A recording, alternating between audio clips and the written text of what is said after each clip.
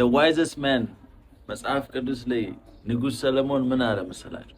ንፋስን የሚጠባበቅ አይዘራም አለ። መክብብ ምዕራፍ 11 ላይ ይሄን ቃል ያየው በጣም ነው የገረመኝ። ይሄ ሲስተካከልልኝ እጀምራለሁ፣ ገንዘብ ሲኖረኝ እጀምራለሁ፣ ኮንፊደንስ ሲኖረኝ እጀምራለሁ ብለን የምናስበው ነገር መቼም ያ ጊዜ የተሟላ አይሆንም።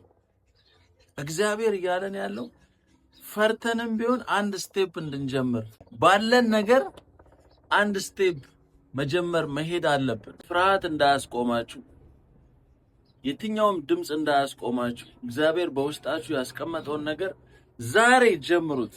አሁን ምንድነው ማድረግ ያለብኝ ብላችሁ ከትንሽ ነገር ጀምሩ።